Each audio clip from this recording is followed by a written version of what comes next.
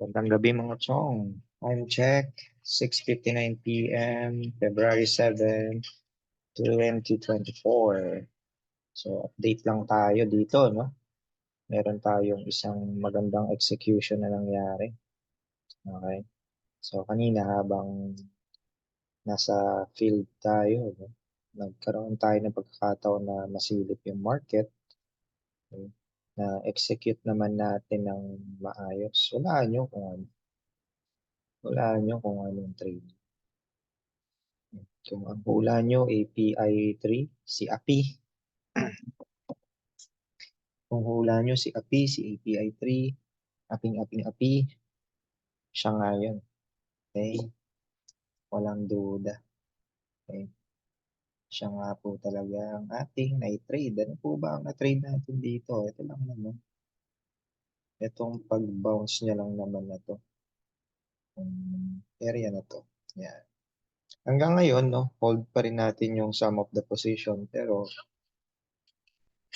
dito, nag 75% TP na tayo. Okay? 75% TP na. Dahil may chance kasi na ibalik yung price. Sinulatan natin ang box yan. Possible, umuntog dyan yung price. Ayan naman, umuuntog siya. Okay?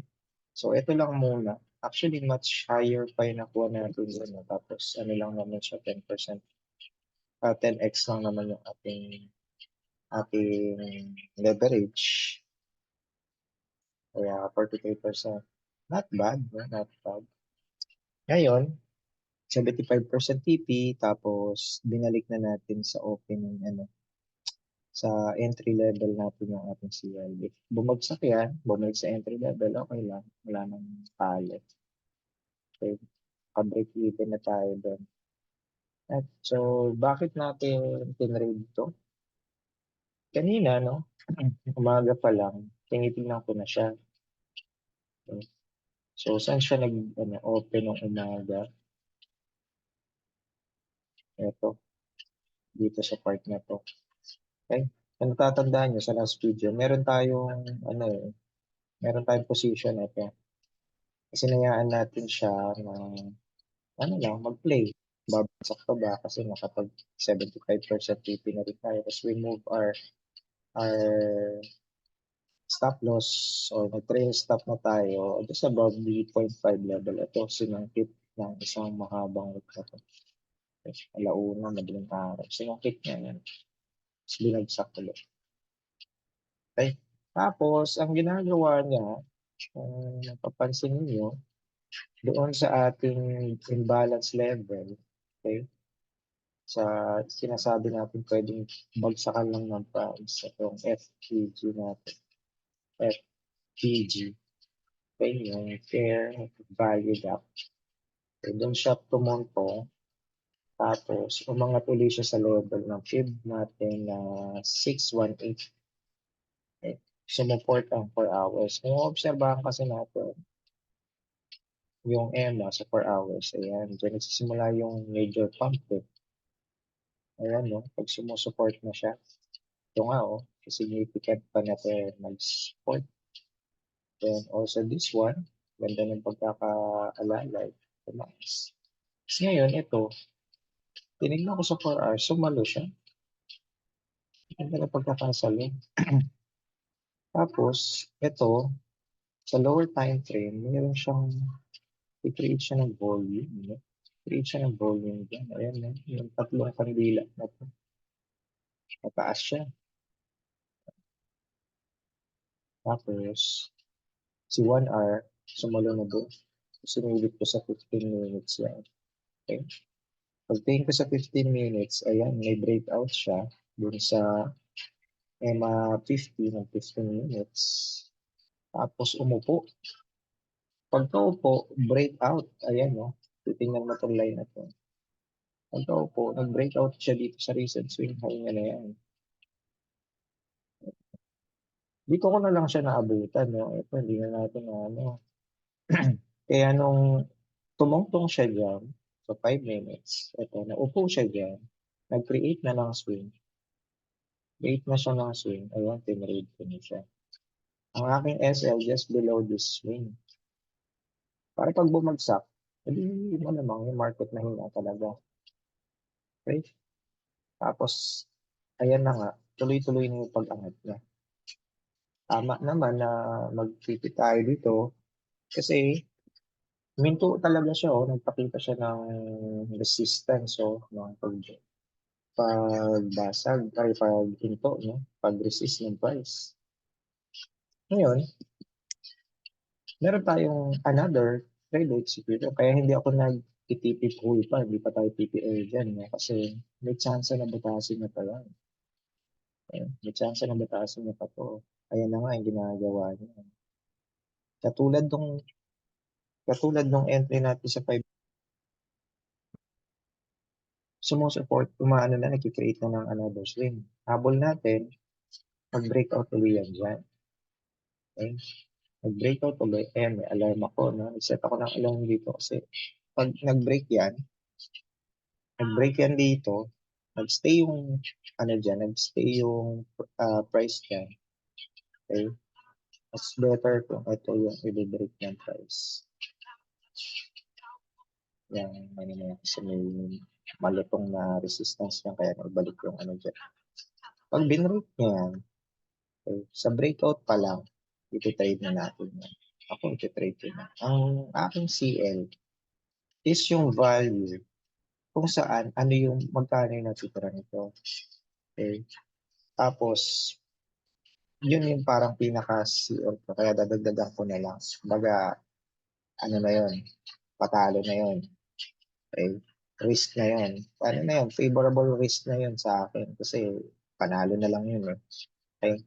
Tapos, may chance na makadagdag pa tayo ito. Pero yung amount na idadagdag natin, kapag na-CL tayo at this percentage, 2.95 times 10, around 30% yan. Tama, nasa 30%. So magkano yung natitira? Dapat 30% lang yun ng aking margin. Example, meron ako $100. Okay? Na gustong ilagay dito. Tapos natitira dito $30. O yun, saktong-sakto. $30 yung willing to, to risk ko. Ilalagay ko is $100 since napanalo mo na lang yun dito. Okay, sana malinaw yun. Hopefully malinaw siya kasi wala na panalo mo na lang, i-risk mo na lang higher chances for a bigger reward, no? Pero again, gusto natin mag-break siya dyan. At hopefully, no, mag-support muna itong EMA natin. Okay. Sa ngayon, no, hindi pa natin siya i-trade. Hihintay lang natin mag-breakout ka. Okay? So, kung matapos tong recording natin at hindi siya nag-break, then hindi natin siya i-execute. Siguro babalikan na lang ulit natin itong token na to. Record na lang ako ng panibagong video if na whether make or break tayo dito sa token na to. Lagi naman, whether stop out tayo or winning trade is natin yan. Pinapakita natin sa video kasi this video is not intended for vlogging alone. The sole purpose nito, ang major purpose nito ay maging journal po. Okay? Gawin ko lang po siyang journal na every time I want to review ano yung mga naging successful trades ko. Bakit naging successful, babalikan ko lang siya. Kagaya nito, ano ba ginawa ko dito, bakit ko siya tinrade, yun lang naman. Okay? Para maging reviewer ko siya eventually na kapag halimbawa nawawala, hindi nag-work ang aking plays, anong dahilan. Tingnan ko nga yung mga videos na in-upload ko. Baka may sikreto dun. Or meron ako na-miss up. Okay. So for this, again, no, umupo siya dun sa, yan, mitigate niya yung fair value gap natin dyan. Tapos, nag-create siya ng higher low. Okay? Then, broke this level. Okay?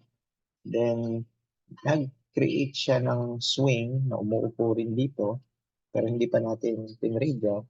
Ang ginawa natin, trade, is yung break dito sa level naman na to. Okay? Just to confirm na ang direction ng market is going upward na. Okay? Pero again, hindi pa rin naman natin yan agad in-execute dito. Hintay natin siyang umupo at mag-create ng swing.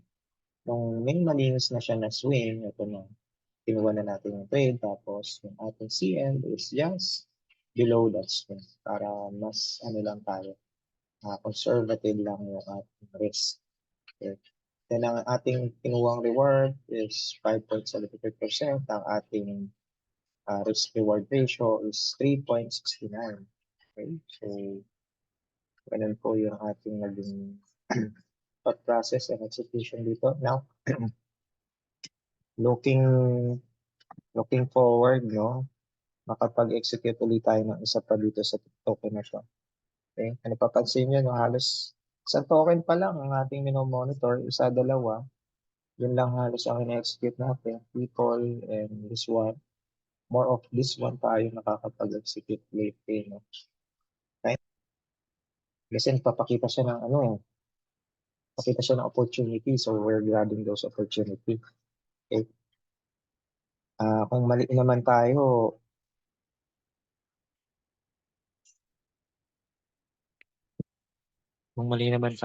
ano naman is, um, i i-risk lang naman natin yung tolerable risk lang naman.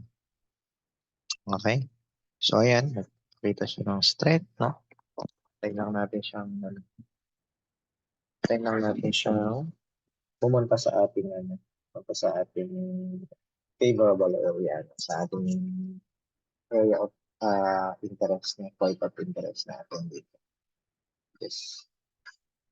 Above this yung ating. Kailangan mag-explore siya, mag-break above trigger. So, pinapakita niya naman, ayan, i-create siya ng trend, no? Low, higher, low. Tapos, pag hindi na siya nag-create ng lower than this, okay, dito lang tayo. Dito lang. Ayan, kasi pag binrake niya to, change of direction na. Sabi, explain. Kaya, yan yung ating binabantayan ulit ngayon. Ano tong double top area na to?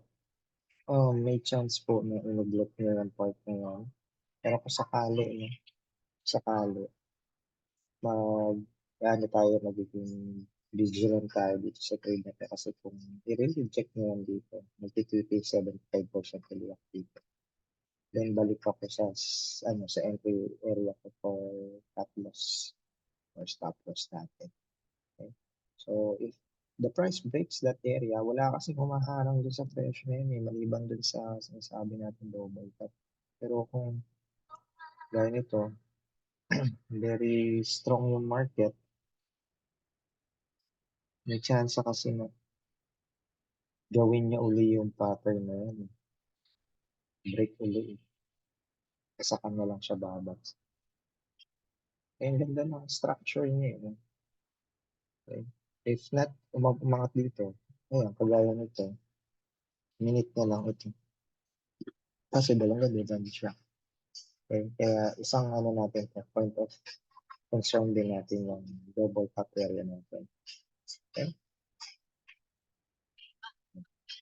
Saka kung ito, malalaman naman natin yung around 8 kung pag natapos yung kandila, meron pa rin siyang strong candle. But usually, at least series of candle, yung next candle, bullish pa rin. Pero probably, it's not as buo nito. Kasi laki niya. Kung malaki man dyan, for sure, yung volume niya, kagaya nito, malaki to, malaki yun, pero yung volume, bumababa. Okay. Possible mag-create siya ng candle dyan, kahit mas malaki pa dyan, pero yung volume, kung pababa, consider na natin mag-TP sa area na to. Kasi, humihina na siya. So, humihina na yung market ng price ay nalamang. Ayan na, hindi lang siya double top. Pwede naman na siyang tawagin head and shoulder. Parang pattern na kapag ganyan ng ganyan, bubuin niya na yung head and shoulder pattern. Tapos may trend line, may meron na tayong neckline na pwede nang basagin. Dumiretso siya hanggang hanggang dito. Para i-mitigate 'tong imbalances na naiwan dito bago siya tuluyang umakyat. Okay. Parang siya dito pero malamang dito na naman. Okay. We'll be watching this token for the next following days or months. Kasi possible, magbigay sa atin ng magandang reward to every time na makakapture natin yung mga optimal positions and trades na yun dito. Yan lang yung ating, ating trade idea and execution. Okay, kay ati. Okay, ito yung ating naging reward dito sa trade natin na to. And hopefully, this one will also provide us with a more significant reward. Hopefully, umakyat siya dito para times 19. Grabe, 19%. So, times 10, 190%. Okay? Pero hindi natin susugalan ng malaki. Yung ano lang doon, yung normal na margin lang natin. Okay. That's it for this token. Maraming salamat. And hopefully, magpakita ng significant movement sa BTC para mag-provide tayo ng update later. Maraming salamat mga chong. May the force be with us. Ciao.